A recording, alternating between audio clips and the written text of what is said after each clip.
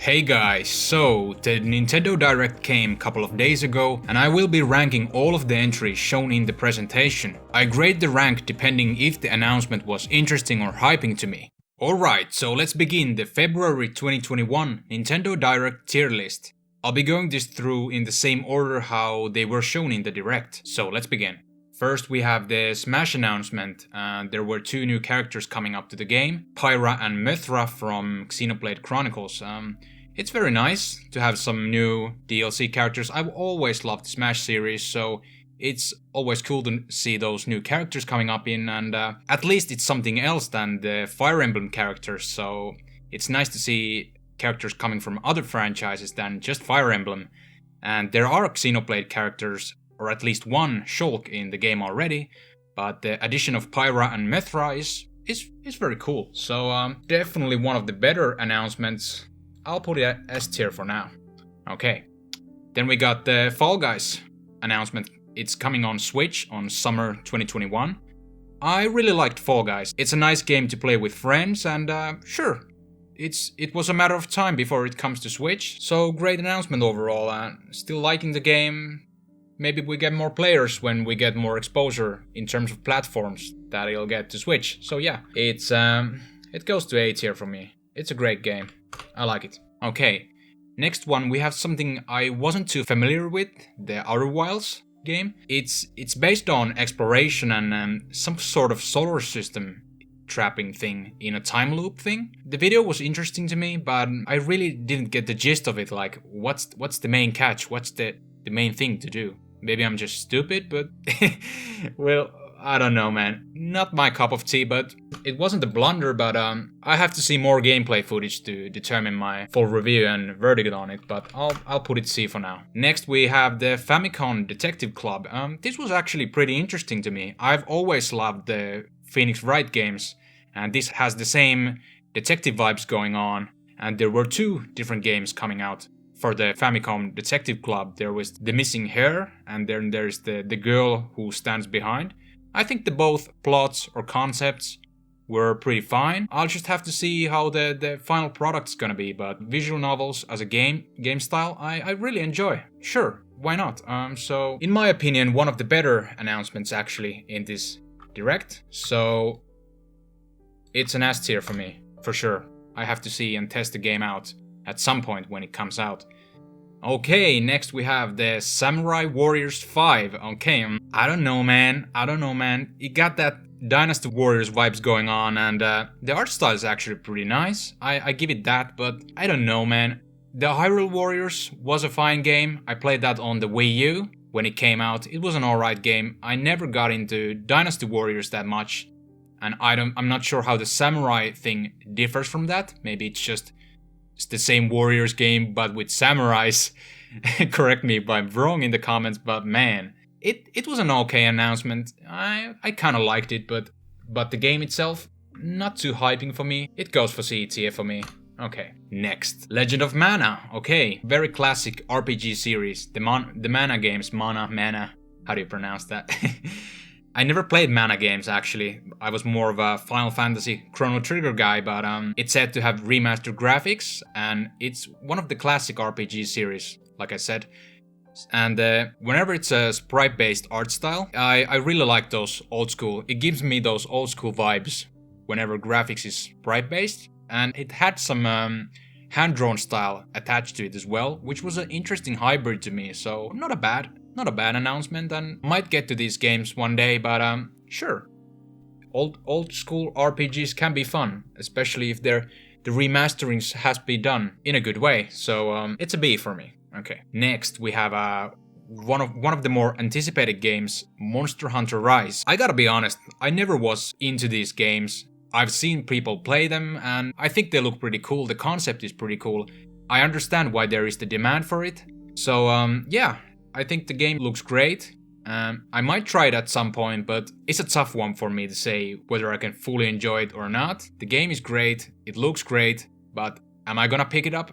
I don't know, maybe I'm gonna try it at some point. The trailer seemed very interesting, the concept is really cool, so let's see. I'll put it on A tier. I might swap the positions at some point between the entries, but It'll stay A for now. Next.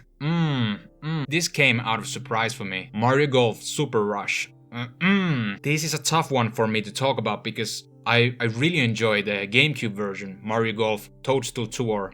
I think it's an excellent golf game. I think it's like my favorite golf game of all time. But the Super Rush, it looked nice. The graphical presentation is very nice. And but I still got mixed first impressions on it. Like seriously, I gotta be honest with this. Like such as the speed golf mode.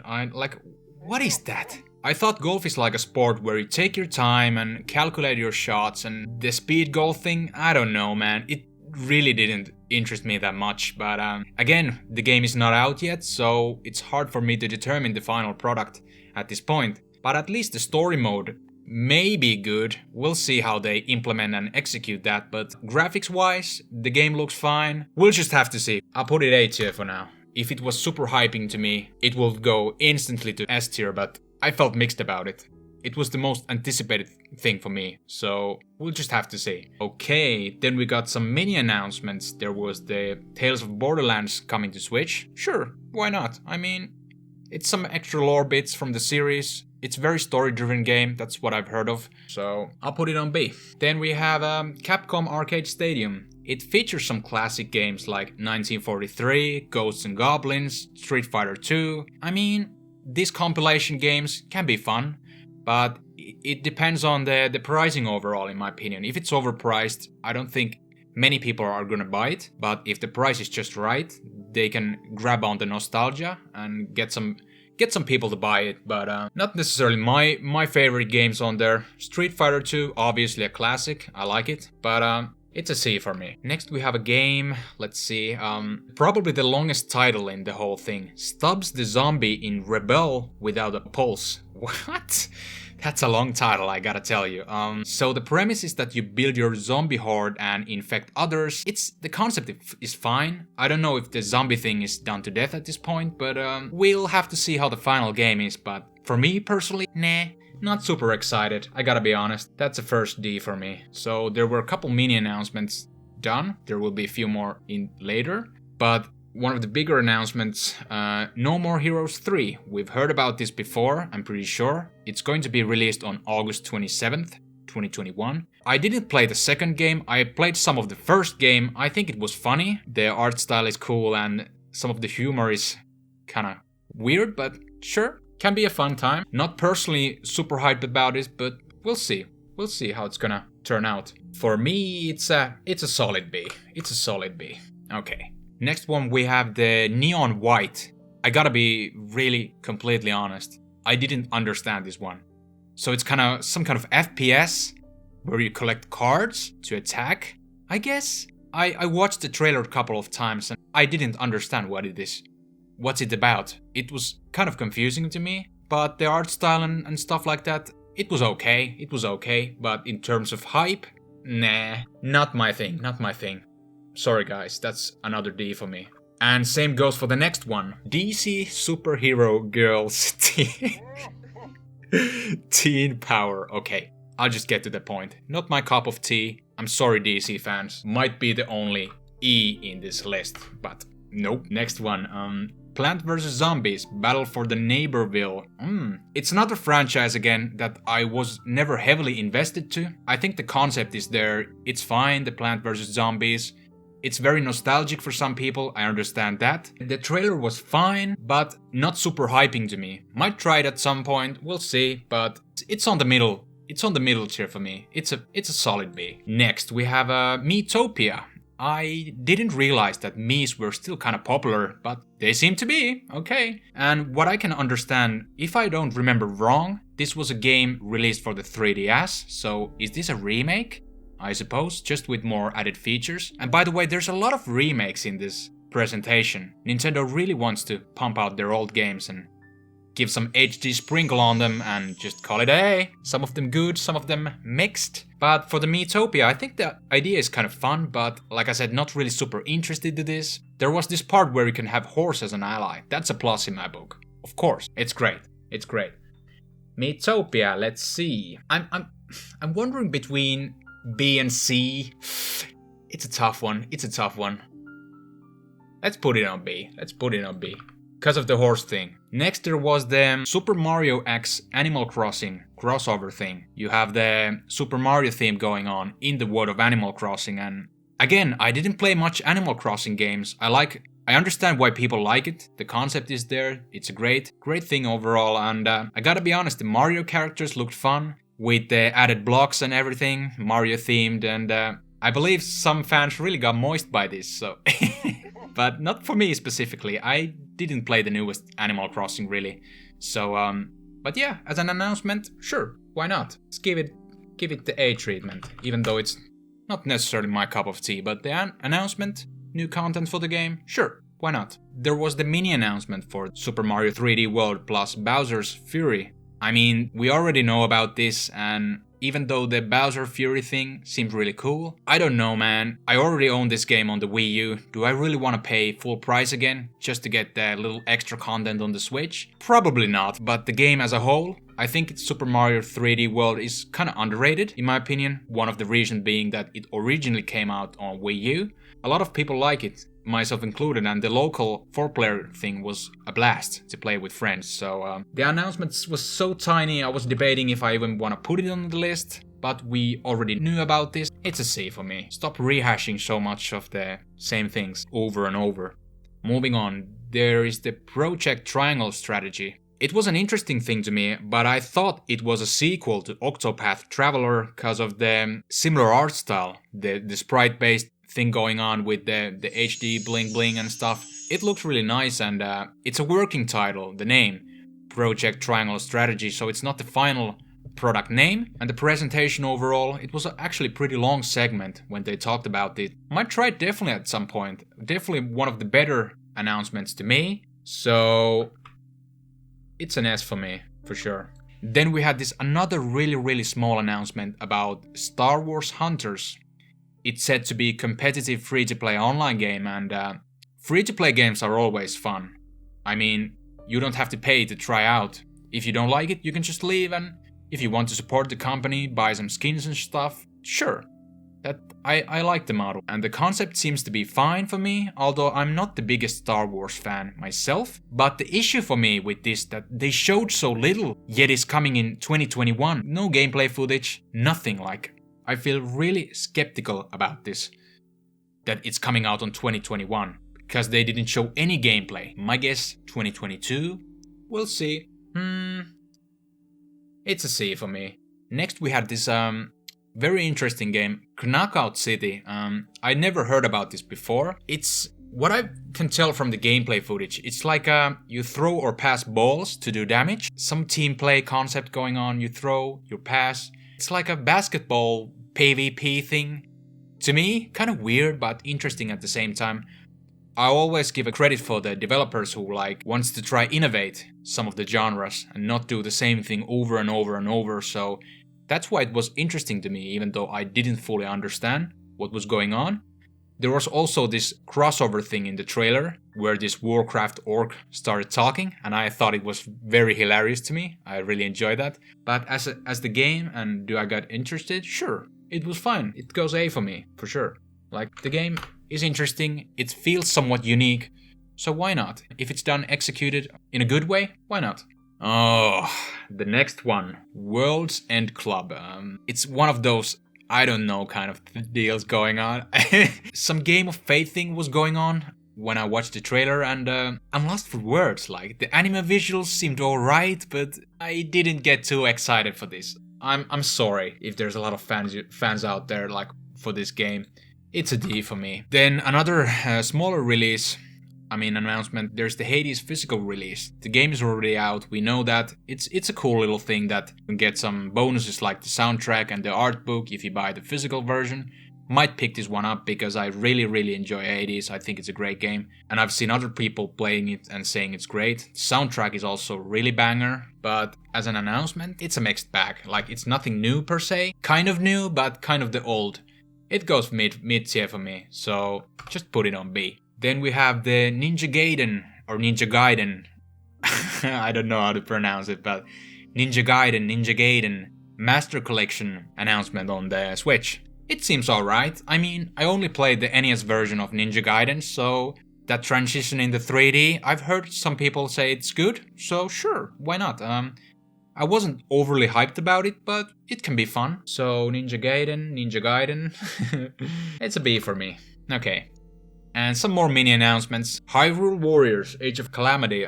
There was another Dynasty Warriors thing, the Samurai thing prior to this, but if you want your Zelda spin on it, this is for you. So it's like an ad for expansion pass content, and like I said, I really thought it was okay, the Wii U version of Hyrule Warriors. I never got into the Switch version. Personally, not too hyped about it, but I think the demand seems to be there when they're pushing out so many additional content to this game, so it's kind of a mid-tier for me. It goes C. Bravely Default 2 on Switch. They are good JRPGs, and I gotta be honest, I got interested to this, and might pick this one up when it comes out. It's a great game, great sequel. It's an A for me, even though it's a very small announcement, but still, sure. Another smaller announcement, we still have few of these before the last big three. Ghosts and Goblins Resurrection. I mean, Ghosts and Goblins, it's a classic game, yes, but now it's with better graphics and all, but Ghosts and Goblins as a game, it's not really nostalgic for me and not the biggest hype for me. It's a solid D. I mean C. Then we have the SaGa Frontier Remastered. I never heard about this game, but old school RPGs can be fun, and what I saw from the footage, sure, why not, can be fun. It's another C for me. Apex Legends on Switch. Well, like I said earlier, free-to-play games are always nice. I think it was just a matter of time when it's going to be ported on Switch, because it's been so long on PC already, about a year and a half. But I'm just wondering how this game is going to run on the Switch, because it's not any cel-shade graphics, it's more realistic, so if they can fix the frame rate and it's not like 10 FPS, it can be fun on the Switch. Personally, not super excited about this. It's a mid-tier announcement. It's another C for me. Then down to the last three. Okay, the first one were kind of shorter. It was the Breath of the Wild sequel thing. They didn't show any gameplay, no info. They said it's gonna be taking more time for them, and they felt sorry about this. Yada yada yada there, but... And I gotta be honest, my predictions went kind of wrong after seeing this when I made my top 10 most anticipated games of 2021 video, where I talked about this, the Breath of the Wild sequel, but after seeing this announcement, I don't know, I don't think this game is gonna be coming in 2021, if they don't have anything new to show at this point. But yeah, at least they're being honest, I like that, the approach is there, or not hiding behind the curtains with this. They told what's going on, and they just need more time. It was an okay announcement. Let the fans know, it's a B for me. The last two remaining, there was something I kinda expected, but I didn't expect at the same time. There was the Legend of Zelda Skyward Sword HD. I mean, it's a cool game. It was a matter of time when they gave the same HD treatment to this too, because Wind Waker and Twilight Princess got it as well. I mean, sure, it can be fun on the Switch too. I own the original version on the Wii, so kind of 50-50 for me. Do I want to invest full amounts of money for this just to get it on a bit better graphics? But not everyone owns the Wii, so it's a great opportunity for those who don't own this game. And there was also the new edition of the new Zelda Joy-Cons. It was a nice design, I gotta say. Just a bit of a side note, I don't think it applies here.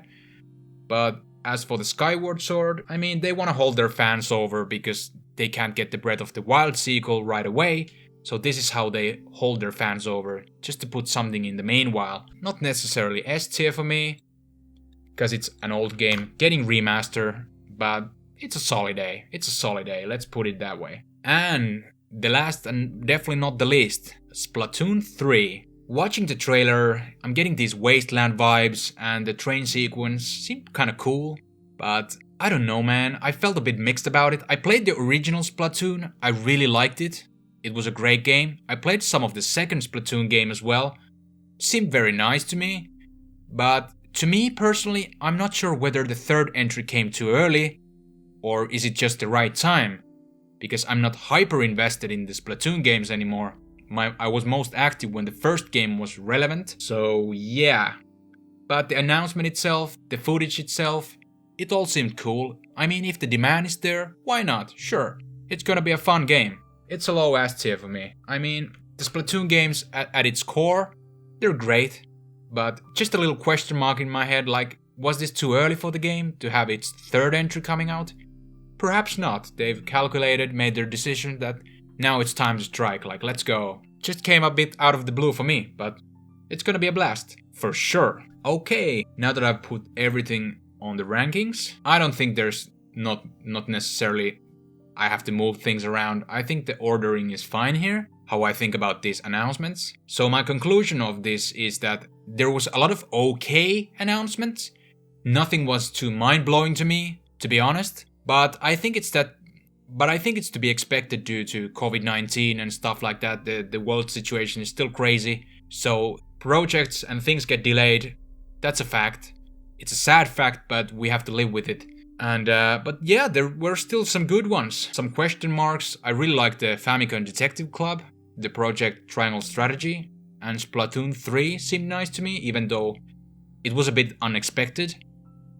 And the biggest question mark still is going to be the Mario Golf thing. I mean, I really like the Mario Golf games, but I just really hope they're not gonna screw this one up, because I really like the series as a whole. But my question to Nintendo is, where is Metroid Prime 4? Like, you guys been teasing it for so many years, and I still don't see it.